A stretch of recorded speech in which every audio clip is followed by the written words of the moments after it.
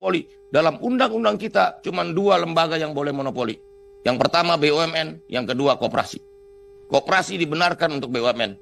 Minggu lalu saya bertemu dengan KPPU, Komisi Pengawasan Persaingan Usaha, karena ini koperasi adalah lembaga ekonomi yang sesuai dengan ideologi negara, maka dia boleh monopoli. Kenapa boleh monopoli? Karena koperasi milik orang banyak, bukan milik 1-2 orang.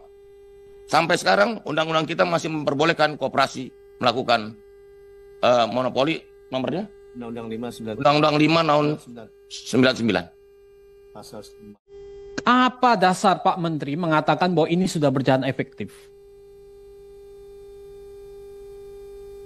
Karena apa? Tadi ada satu harian besar di negara ini juga mempertanyakan bahwa banyak yang bertanya dan banyak yang bingung, Pak. Sejuta tanya masyarakat. Judulnya itu, sejuta tanya masyarakat. Karena banyak yang datang bingung. Kan Bapak kumpulin ini. Bapak kumpulin, Bapak ngomong-ngomong, omon-omon aja, kemudian di situ orang disuruh ngerti. Padahal nanti yang terjadi itu nggak ngerti, Pak, mereka. Nah, kalau hanya Bapak kejar jumlah, kuantitas, bahwa ini sudah 45 ribuan titik desa dan sebagainya, tanpa ada pengukuran, bukannya ini mubazir, Pak, buang-buang dana anggaran. Nah, saya pikir ini juga perlu dikaji. Ini perlu dikaji. Ya. Apakah Pak Menteri sudah tahu bahwa ini berjalan efektif atau tidak? Nah, ini poin penting, ya. Kenapa nanti jangan-jangan nanti dasarnya dari hasil musyawarah ini semuanya baik? Apa yang terjadi nanti? Nanti Koperasi Merah Putihnya karena dasarnya nggak bagus, orang tidak tersosialisasi dengan baik, gagal. Jadi hanya jadi Kopdes ini jadi macan ompong saja nanti. Nanti jadi sejenis kelinci percobaan di mana rakyat diuji coba, warga desa diuji coba di sini. Nah, ini kalau ini gagal, ya, asal muasalnya dari sosialisasi yang gagal. Ya. Karena saya lihat sosialisasinya juga dalam pemberitaan itu tidak detail. Ya, tidak detail, hanya menjelaskan dasar-dasar. Banyak pertanyaan, saya baca di Kompas tadi pagi juga, banyak pertanyaan dari masyarakat. Ini dananya dari mana, digaji atau tidak, kalau lahannya nggak ada atau bagaimana. Banyak yang bingung sebetulnya. Tapi Bapak dengan gagah berani sudah mengatakan bahwa di sini, bahwa ini sudah maju terus 45 ribuan, sebentar lagi 50 ribu. Apa nggak diukur bertahap saja, Pak? Ya, supaya tidak menjadi mubazir, tidak menyedot uang rakyat dan sia-sia uang rakyat yang dibuang-buang percuma begini. Ya. Nah, saya minta Bapak jangan panik mengejar 80 ribu ini. Jangan panik. Jangan kemudian karena kepanikan Bapak lari kemana-mana. Apalagi Bapak sekarang juga lagi nggak tenang pikirannya kan. Ya, diserang sana sini. Betul kan, Pak? Tenang ya, Pak ya. Ya. Tapi kalau tenang jangan fitnah sana sini, Pak. Jangan fitnah partai kami, Pak. Ini nggak bagus, Pak. Gitu. Saya lihat karena Bapak fitnah sana sini, Pak Prof, kita fokus saja. Iya enggak, ini nyambung. Ini membuktikan mental Bapak lagi panik. Gitu. Ini permintaan, ya. Jadi artinya apa? Tenang, Pak. Kalau 80 ribu tidak siap, Bapak ngomong ke Pak Presiden. Kami tidak siap, Pak Presiden. Nggak mungkin siap ini 80 ribu. Kalau hanya kosmetik saja 80 ribu ini, ya nggak ada gunanya. Nggak ada gunanya, Pak Menteri. Ya kan? Nah, ini saya minta efektivitasnya bagaimana, Pak? Mohon nanti diukur dengan pasti. Tadi udah banyak berita kan muat kan, Pak Menteri tahu kan? 1.000.000 tanya, Pak. Bukan 1.000. Bukan 100 tanya, 1.000.000 tanya, Pak. Itu yang pertama. Yang kedua adalah soal model bisnis, Pak. Saya cari-cari model bisnis Bapak sampai sekarang itu belum saya temukan, Pak. Terus terang. Bapak tahu pengertian model bisnis itu seperti apa? Bukan yang Bapak paparkan, Pak. Bapak kan sudah baca, Bapak pendidikannya tinggi juga, pengalamannya full gitu. Betul kan, Pak? Ya. Model bisnis apa yang Bapak ingin sampaikan? Di dalam itu kan nanti dibuat kanvas bisnis model itu. Betul kan, Pak Wamen? Kanvasnya nggak ada. Coba Bapak baca teori-teori buku tentang bisnis model, Pak. Bukan isinya cuma jenis, gerai-gerai, bukan begitu, Pak. Kemudian kalau Bapak masuk ke wilayah yang bisnis yang nggak ada diferensiasinya, homogen, di situ yang terjadi red ocean, Pak. Bukan blue ocean, nanti perang. Perang harga samudra, bukan samudra biru, samudra merah, Pak, penuh darah. Karena homogen, tidak ada diferensiasi. Nah, bisnis model itu kita nggak dapatkan. Nah, itu yang penting buat kita tahu model bisnisnya seperti apa. Apalagi Bapak ngomong di berita bahwa ini bisnis model, ini modelnya bisa minimal untung 1 miliar. Dengan apa? Monopoli. Bisnis apa yang sekarang 1 miliar dari 3 miliar dan 5 miliar, Pak? 20%, Pak.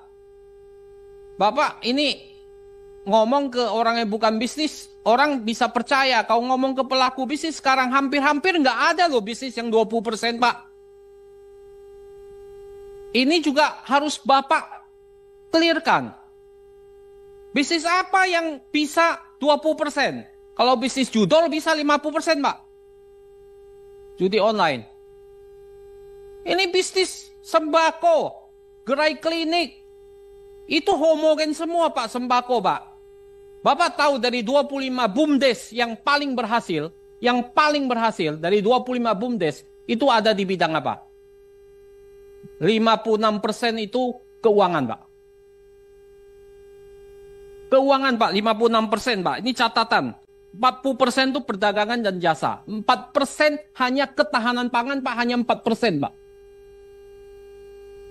Dari BUMDes. Kita ambil contoh BUMDes saja.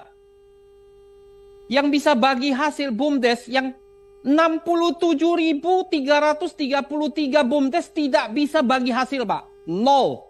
Bapak tahu nggak? Nah, ini merah putih ini bagaimana?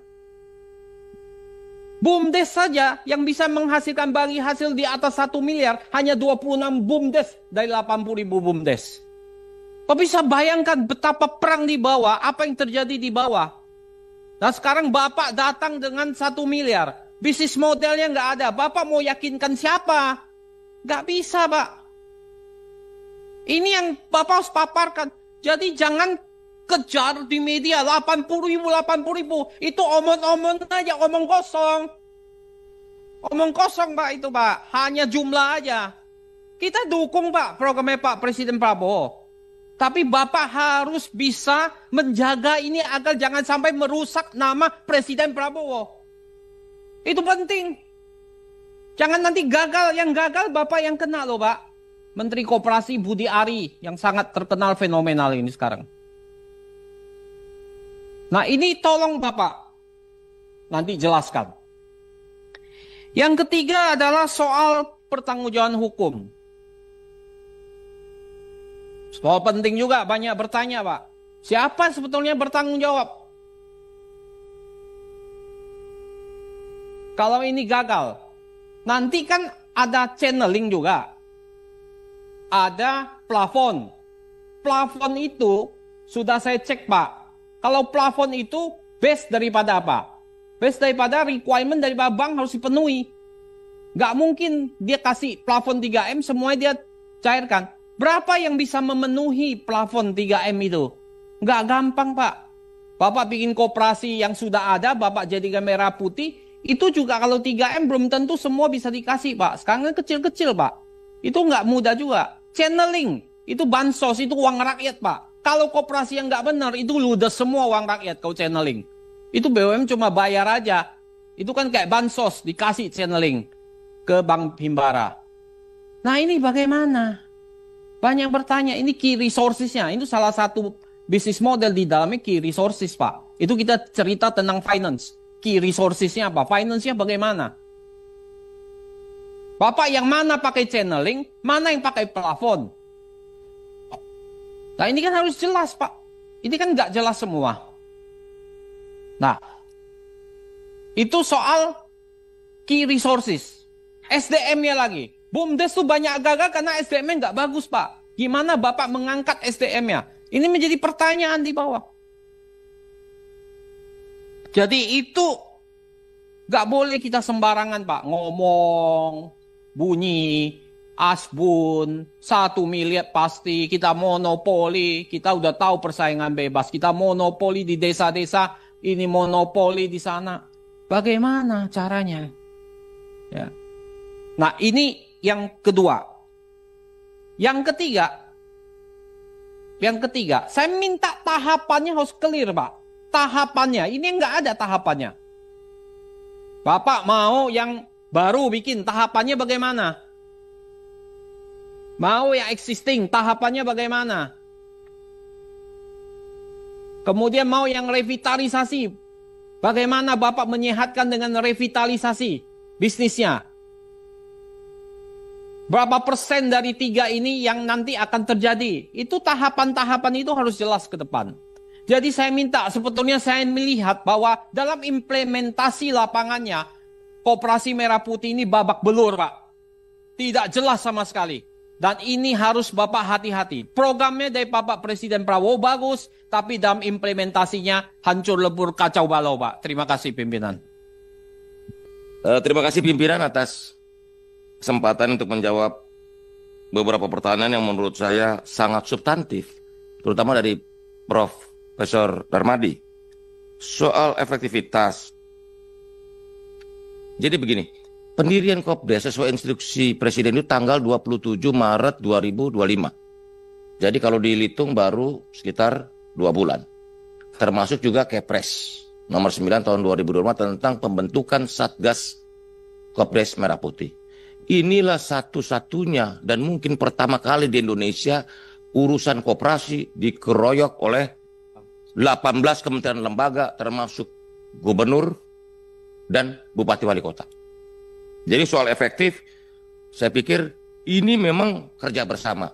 Dalam berbagai kesempatan saya selalu bilang Kopdes Merah Putih itu musuhnya 3. 1 ketakutan, 2 kecurigaan, 3 keraguan-raguan.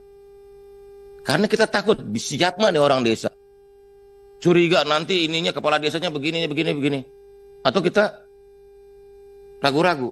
Menurut saya ini adalah langkah pamungkas untuk mengatasi ketidakadilan ekonomi yang sekian lama terjadi di Indonesia. Yang kedua, ini juga pertanyaan sering sekali saya ditanya sama banyak pihak, itu angka 1 miliar per desa bagaimana ngitungnya Pak Menteri? Prof. Jadi menurut data termasuk dari Kementerian Pertanian, nilai tambah middleman, rentenir, tengkulak ini 300 triliun diambil dari desa. Dari mulai selisih harga sampai misalnya beli wortel 500 dijual ke kota 5.000. Nilai orang tengah ini terlalu besar.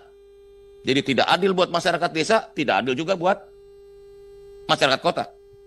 Jadi ketika saya bilang 1 miliar per desa ini untung, hitungannya begini. Kalau dari 300 triliun itu kita pangkas 30%-nya udah 90 triliun tuh. Dari efisiensi jalur distribusi yang kita bisa ciptakan. Yang kedua, Prof, begini Prof. Subsidi pupuk itu 43 triliun, Prof.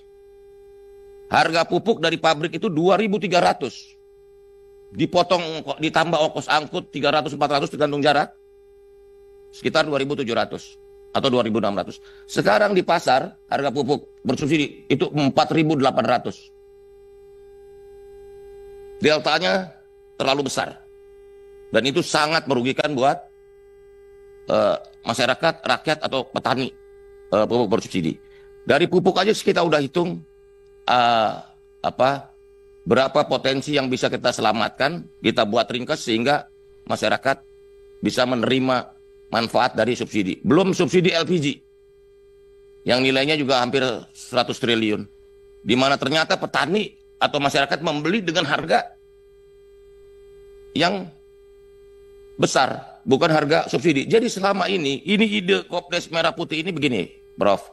Ini ide Presiden untuk membuat barang-barang yang disubsidi oleh negara ini efektif, efisien sampai ke masyarakat. Jangan sampai negara udah mengeluarkan uang dalam jumlah besar untuk subsidi ternyata tidak dinikmati oleh masyarakat.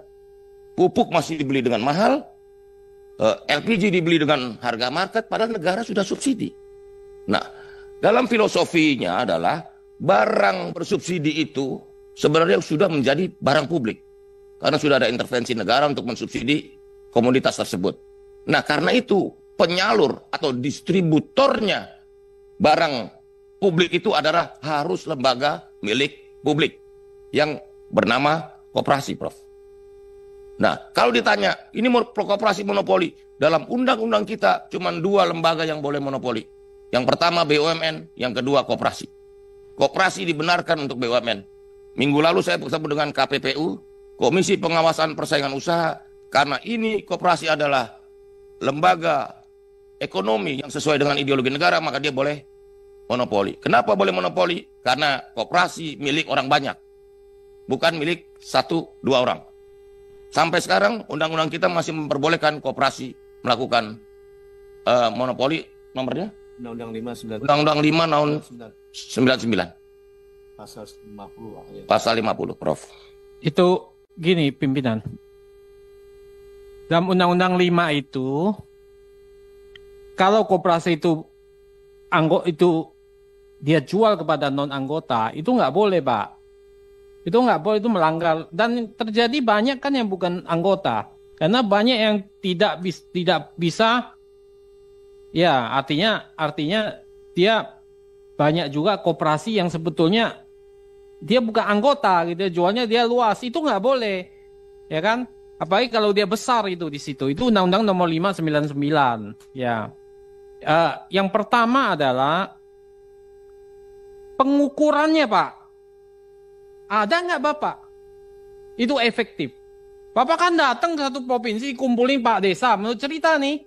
Wah, orang datang begitu banyak. Ngerti juga kagak, Pak. Yang dia tanya ini uangnya mana? Itu aja, Pak. Yang dia tanya uangnya itu mana? Nah, ini orang ngerti nggak? Komprehen nggak? Ini loh.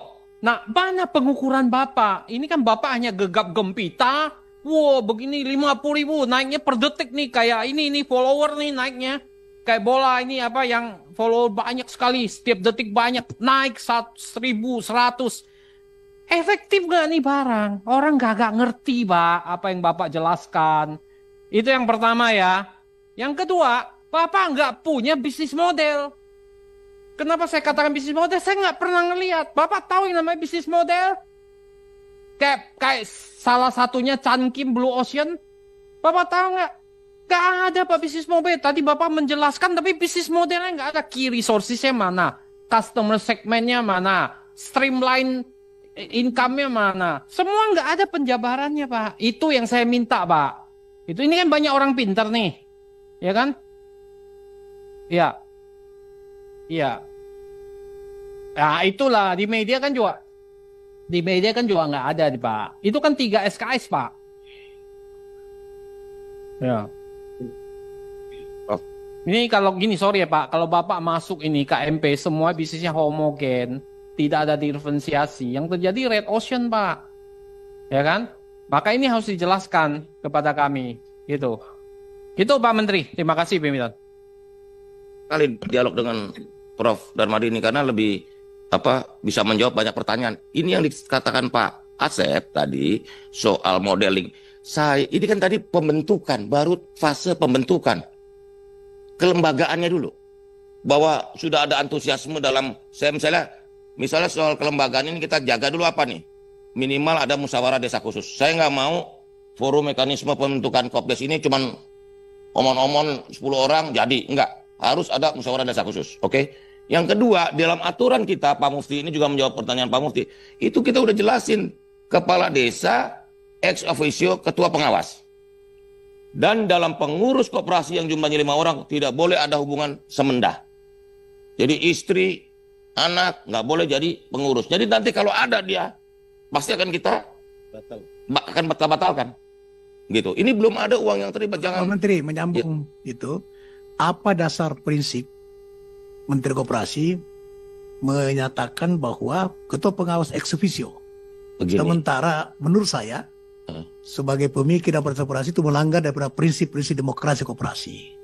So, pengawas, pengurus dipilih oleh anggota. Koperasi itu prinsipnya dari dan oleh anggota. Anggota adalah pemilik dan pengguna jasa daripada koperasi.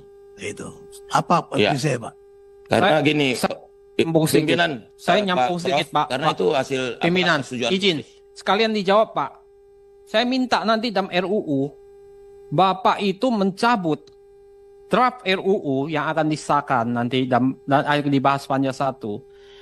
Kepala pengawas mengganti kerugian. Itu ada di draft undang-undang. Itu saya nanti Bapak perjuangkan itu nggak boleh, Pak. Kenapa kalau setiap kerugian itu dibebankan pada kepala pengawas? Berarti kepala desanya yang bertanggung jawab. Ada, Pak. Ada, Pak. Ya. Saya hari ini kami ingin menyampaikan beberapa hal agar kemudian upaya yang baik yang sudah dilakukan oleh Pak Menteri Koperasi dan Presiden bisa betul-betul bisa berjalan dan berdampak bagi kesejahteraan rakyat.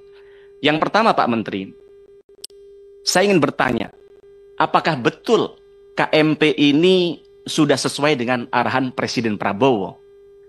Karena kita sering kalau mendengar orasi-orasi dari Pak Presiden Prabowo yang mengatakan bahwa beliau sering bicara tentang kedaulatan pangan, kedaulatan ekonomi desa, gotong royong dan sebagainya.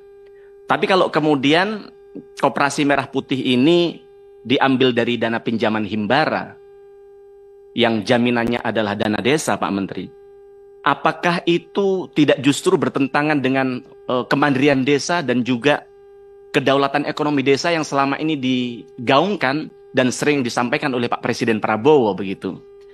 Nah, maka dalam persoalan ini saya sering bertanya-tanya dalam diri saya, Pak Menteri. Apakah benar rakyat diberdayakan dengan adanya KMP ini? Atau jangan-jangan masa depan mereka digadaikan begitu? Maka kami ingin dapat jawaban soal itu. Kemudian yang kedua, Pak Menteri, resiko menjadi monster baru. Pak Menteri, kita belajar dari bagaimana dulu di zaman Orde Lama ada namanya KUD. Betul ya, Pak Menteri ya? Kemudian setelah itu ada namanya BUMDes. KUD dan BUMDes banyak yang kolaps dan bahkan bangkrut. Bahkan sengaja oleh para pengurusnya dibikin bangkrut agar duitnya bisa jadi bancakan, Pak Menteri, di masa itu. Nah, kami ingin mendapatkan jaminan yang konkret dari Pak Menteri agar KMP ini tidak bernasib sama seperti KUD dan BUMDes, Pak Menteri. Nah, bagaimana Pak Menteri bisa memastikan bahwa KMP ini bukan monster baru yang jadi alat bancakan dari oknum-oknum di desa? Kemudian yang ketiga, Pak Menteri, beban untuk Himbara dan dana desa. Kita tahu, kami mendengar, tapi tadi belum, kami nanti minta disampaikan belum, atau saya keskip soal paparan Pak Menteri soal itu. Permodalan ini yang kami dengar adalah 3 miliar per desa dari Himbara. Yang kami total ketika 80 ribu koperasi desa, maka ada 240 triliun, Pak Menteri. Tentu ini bukan uang yang kecil.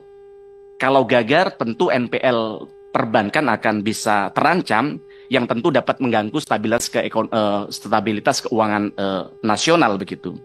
Nah, kemudian kalau dananya macet, kemudian dana desa dijadikan jaminan, Pak Menteri. Nah, kalau dana desa disita bank, lalu siapa yang ke depan nanti akan bangun jalan desa?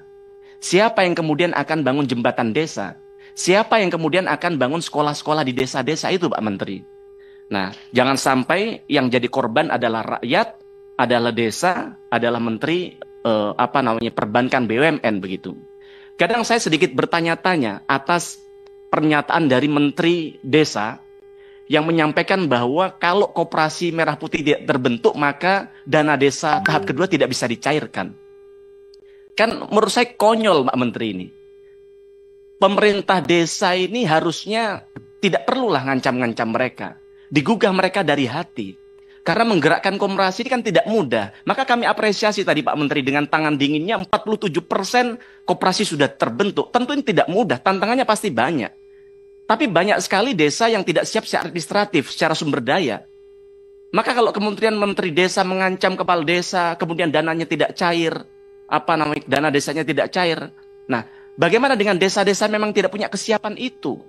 Kalau desa membangun Koperasi Merah Putih karena ancaman, karena ketakutan, maka hanya sekedar Jadi kemudian setelah itu dibiarkan atau jadi dikerjakan secara asal-asalan.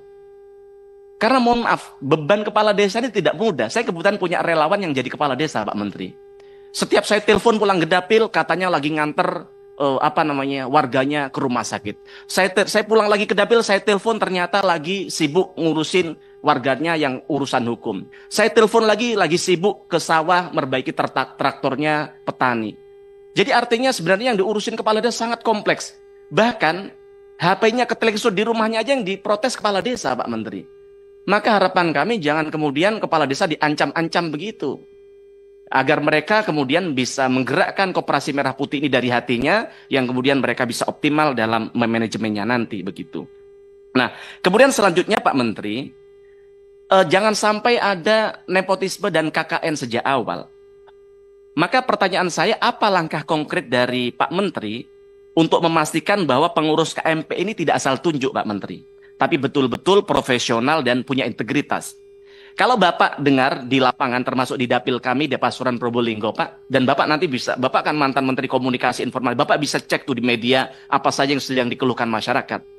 Banyak masyarakat kita sekarang menyampaikan bahwa koperasi ini rata-rata pengurus yang ditunjuk, yang dibentuk adalah keluarganya kepala desa, Pak Menteri. Kalau sejak awal saja, betul Pak Menteri apalagi sudah membenarkan. Nggih. Nah, kalau sejak awal saja sudah nepotisme, sudah KKN, bagaimana ke depan? Nah, banyak juga sarjana yang pulang ke daerah, Pak Menteri, yang mereka ini sarjana akuntansi, sarjana administrasi, mereka bingung loh. Ternyata di daerah saya ada lowongan ini tuh, ada Koperasi Merah Putih, tapi mereka tidak pernah dilibatkan. Bahkan tidak pernah diumumkan mau ada rekrutmen Koperasi Merah Putih. Padahal di paparan Pak Menteri tadi jelas bahwa dalam perekrutan harus diumumkan kepada masyarakat dan publik. Tapi nyatanya tidak ada. Tiba-tiba Koperasi BIM Salabim terbentuk. Maka yang ingin kami tanyakan adalah, jangan sampai kemudian koperasi ini menjadi alat bancakan baru bagi oknum-oknum di desa, Pak Menteri. Nah, kemudian yang selanjutnya adalah kami KMP ini seperti yang disampaikan yang yang sering kami dengar bahwa Koperasi Merah Putih ini salah satu yang dijalankan adalah usaha jualan sembako, LPG, pupuk dan lain sebagainya. Lalu pertanyaan saya, bagaimana ekosistem yang sudah terbentuk di desa-desa ini, Pak Menteri? Siapa yang bertanggung jawab kalau kemudian dengan adanya KMP, nanti kemudian warung-warung, toko-toko, UMKM ini gulung tikar? Karena mohon maaf, warung-warung ini kan mereka yang menghidupi keluarganya. Kalau ketika gulung tikar, siapa yang bertanggung jawab ketika mereka tidak bisa menghidupi keluarganya lagi? Tidak bisa nyangoni anaknya lagi kalau berangkat ke sekolah dan sebagainya. Maka jangan sampai koperasi desa yang tujuannya adalah memberdayakan masyarakat desa, tapi justru membunuh, menjadi monster yang menggilas usaha yang ada di desa-desa. Lalu pertanyaan saya, Pak Menteri, kalau koperasi ini betul-betul jalan, dan kami sepakat, kami senang kalau ini jalan menggerakkan ekonomi desa, menjadi senjata seperti kawan kami tadi untuk bagaimana menggerakkan ekonomi desa. Tapi pertanyaannya, ketika nanti koperasi ini berjalan, bahkan membunuh UMKM, warung-warung yang ada di daerah-daerah itu gitu, apakah koperasi ini keuntungannya bisa dibagikan kepada masyarakat desa tadi, Pak Menteri? Kemudian sebenarnya anggota dari koperasi ini siapa? Sampai hari ini kami juga belum jelas tuh anggota koperasi siapa? Seluruh masyarakat desa atau siapa dan sebagainya? Kami perlu penjelasan di tempat ini. Dan kami sarankan sebagai bentuk kontrol, kalau misalnya masyarakat desa menjadi anggota koperasi, kalau perlu bahkan mereka diminta iuran agar pemerintah desa ini juga tidak semena-mena dalam mengelola keuangan Koperasi Merah Putih ini, Pak Menteri. Karena semua masyarakat merasa memiliki terhadap koperasi ini. Nah, kemudian kami juga suka atas pernyataan Pak Menteri tadi agar bagaimana koperasi ini juga melakukan pinjam-meminjam. Karena mohon maaf ternyata judol tapi tidak terkait yang urusan yang lain. Judol berkaitan dengan pinjol. Kenapa orang sampai melakukan pinjol, Pak Menteri? Karena ternyata Pak Menteri, orang ini selama ini mau melakukan pinjaman ke bank, walaupun bunganya 6%, ribetnya luar biasa. Aksesibilitasnya susah. Maka kami harap dengan adanya Koperasi Merah Putih memudahkan mereka melakukan pinjaman yang agar mereka juga tidak terjerat namanya pinjol, kemudian terjerat namanya judol begitu. Nah, tapi dalam persoalan ini juga harus hati-hati, jangan sampai regulasinya harus diperjelas. Kami ingin tanya kepada Pak Menteri, kira-kira regulasi yang akan disiapkan oleh Pak Menteri apa untuk bagaimana memitigasi agar selama ini ada koperasi simpan pinjam di desa-desa. Tapi kan rakyat ini kadang yang nakal tidak mau bayar. Yang kedua, rakyat yang mau bayar, oknum desanya yang nakal, seolah-olah rakyatnya tidak mau bayar tapi duitnya ditilp oleh mereka. Nah, bagaimana regulasi yang akan mengatur soal itu? Termasuk soal yang disampaikan kawan kami tadi, kami tidak sebut apa itu apa. Tapi kalau ternyata yang disampaikan yang sedang viral selama itu tidak benar Pak Menteri, kami minta Pak Menteri untuk klarifikasi. Mohon maaf Pak Menteri, kami ini partai kami bisa jadi partai bersahabat untuk Bapak. Tapi kemudian jangan kemudian bangunkan banteng yang sedang tidur begitu aja Pak Menteri ya. Nah, kemudian selanjutnya Pak Menteri, kami yang terakhir adalah soal mau menanggapi halaman 23. Nah, kami lihat antara tantangan dengan kunci sukses ini masih tidak sinkron begitu. Maka harapan kami perlu ada solusi konkret atas tantangan yang ada. Misalnya Pak Menteri, di poin nomor 5. Kapasitas dan kompetensi SDM di setiap desa berbeda-beda. Tapi kemudian jawaban di kunci sukses pengelolaan hanya people. Tidak menjelaskan solusinya seperti apa. Maka Pak Menteri, dalam setiap persoalan ini harapan kami perlu ada solusi dan jalan keluarnya seperti apa. Dan sekarang yang sudah berjalan seperti itu, agar kemudian ini bisa menjadi kontrol bagi kami, bagi Kementerian Koperasi, bahwa benar-benar koperasi di desa ini bisa berjalan sesuai dengan arahan dan kebijakan yang dicita-citakan oleh Pak Presiden dan Menteri Koperasi. Mungkin sedikit dari kami, kurang lebihnya mohon maaf Pak Menteri. Matur nuwun, assalamualaikum warahmatullahi wabarakatuh.